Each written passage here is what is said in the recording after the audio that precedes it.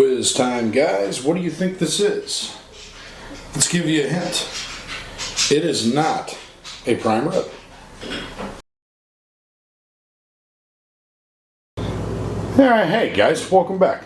Alright, so we got done with our turkey leftovers. I'm sure everybody's sick of turkey. We're going to do something a little bit different today. Today is my birthday. Of course, by the time you see it, it won't be. It's my 40th. So, you know, traditionally speaking, we do prime rib. That's my birthday go-to. This time around, decided to save a few bucks. Seeing how the average prime rib's going about $14 to $18 a pound right now. This was $7.99. It's a New York strip loin, the whole entire thing. So we're going to cut off a little bit of it for some steaks for some fun up and coming experiments that I have coming up. You know, I know I'm not Guga. He does all the experiments, but a few things I want to try out because I've been playing around in the backfield. But anyways, let's get down on this a little bit and shorten her up, make her a little bit smaller, and explain to you what I'm doing with this one. It's going to be a little bit unique. You're going to want to follow along.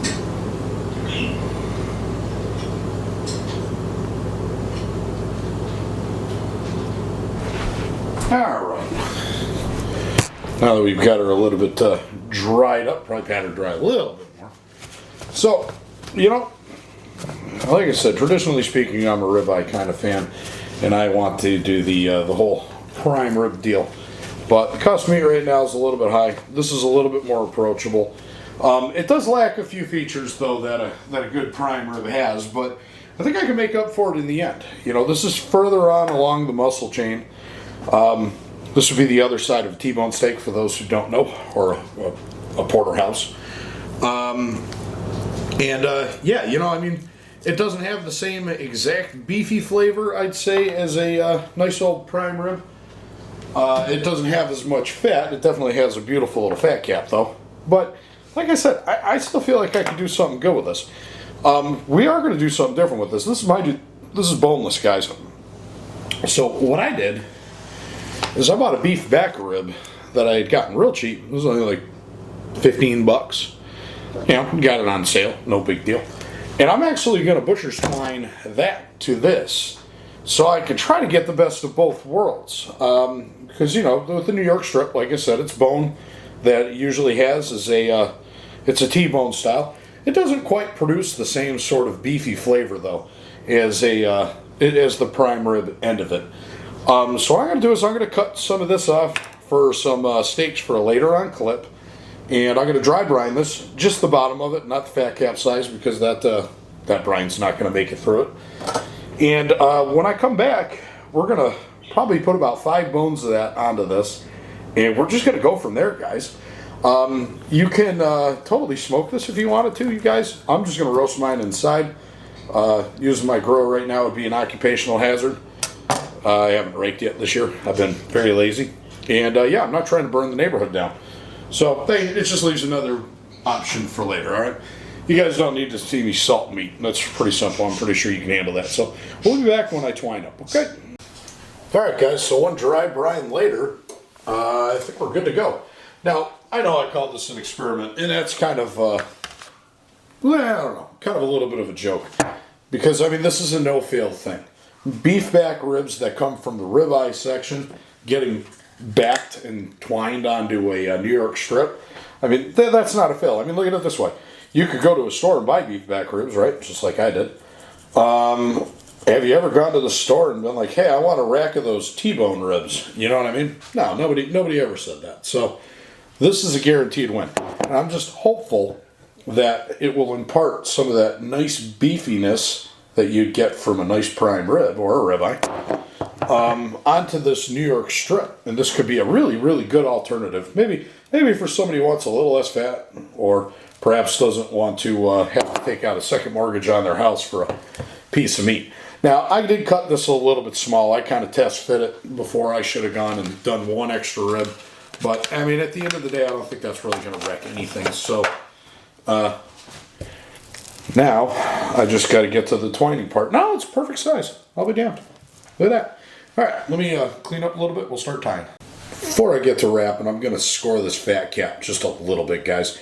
You don't have to. And remember, if you want, you can take the fat cap right off, because, you know, on the New York strip, there is a little bit of a membrane that's directly under the cap. That really doesn't bother me, but, you know, hey, cook it the way you want it, or cook it the way you think your guests are going to want it. And you can't go wrong. I've got a full set of teeth, and I'm not worried about it. There's going to be plenty of tender meat inside of this, and at the end of the day, fat is flavor, and I don't mind having it on there. So, yeah, just going to fast forward it through my scoring. Probably also going to fast forward it through the twining part. Then we're going to go on to seasoning.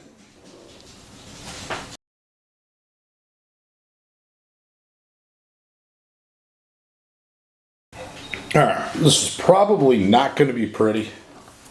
Again, this isn't a beauty contest. The end result's going to be pretty, I know that for a fact. So I'm just going to use 3 bits of butcher's twine. Get this on there. Try to get it as tight as I can. I know this butcher's twine that I currently have is a bit brittle, so it likes to break if I pull too tight, so I'm going to do my best not to.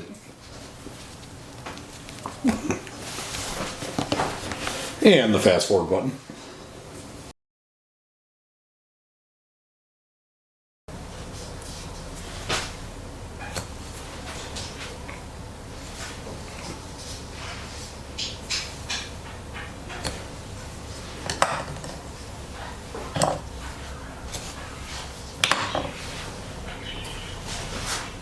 Alright guys, I made sure I seasoned all 4 sides.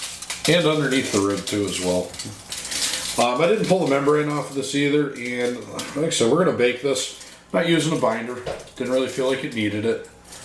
I'm also not smoking this, guys. Sorry about that, but hey, you know what? That leaves some material for another episode. Because here at d.D.c, we're not just about barbecue, we're about all kinds of cooking. So, I'm going to let this sweat for a minute, get everything patted in nicely. And then we're going to put it in a 300-degree stove and bake it till it hits about, I'm going to come take a look at it at about 115. Figure out if we need to do anything different with it. If I, maybe crank up the broiler for a good crust. I want this one to be medium rare, but more on the edge of rare side. All right, stick by. All right, hey guys. The reason why I was shooting this is for a birthday gift, to myself. My wife loves to spoil me with meats on my birthday. I'm a pretty simple guy. I don't ask for much. So having a big old cut of meat like that, that's all a man needs. Because guys got to eat. But I am going to ask you guys for a favor. And this is my 40th birthday, okay? Like I said, I don't ask for much. Hit that subscribe button if you could, guys. We're sitting at about 318, and I'm just a few months away from that 1-year mark. And I want to get as many subscribers built up as I can. So we're that much closer to building a badass cooking community, okay? So if you could, like I said, hit that bleep bloop black, like Vice Grip Garage says, and subscribe, share it, like it, do what you can. But I do appreciate it, so thank you. Wait your turn, fat cap. Alright folks, no further ado, we're going to go right ahead and break every rule in the book and make that center cut with the samurai sword, as my buddy calls it. Okay, that's a 2-cut tender right there. That's got to say something.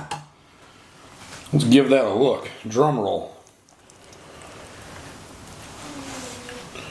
Let me push it closer. Aside from the lighting being a little bit crap, that is a gorgeous cut of meat. Let's get a slice. See what we think. I'm pretty sure I already know what I'm going to think, because yeah, this is beautiful. Oh yeah. Do a thin slice. The one that's going on the dinner plate won't be. Try not to screw up that crust. It's definitely not lacking in juice. Remember folks, this is my first time doing this method. And I'm already excited. Because yeah, she looks pretty much amazing. Tender and juicy. Perfect medium rare. She rested out just at about 130 degrees. Let's see what we can do with that. We focused on it. Here, hang on. Try one more thing.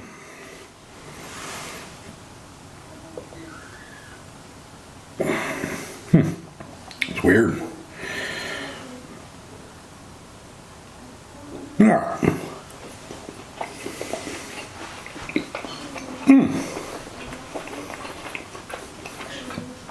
All right, that's beefy as all be. Tender like you can see. Dripped it all over my counter, my table, whichever you want to call it. Let's taste that seasoning.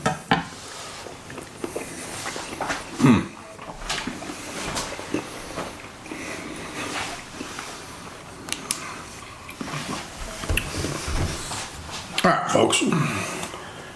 If you're trying to save a few bucks and entertain quite a few people, and you're looking to cut a corner and maybe not spend $280 on prime rib, I would highly recommend this. Because it is so good. Like I said, beefy as all be, tender. I'd like to think that backbone actually helped quite a bit. Yeah, highly recommend do it. And heck, why don't you add that beef backbone to it too? Because I think it added something to it. Well, this is definitely my 40th birthday present.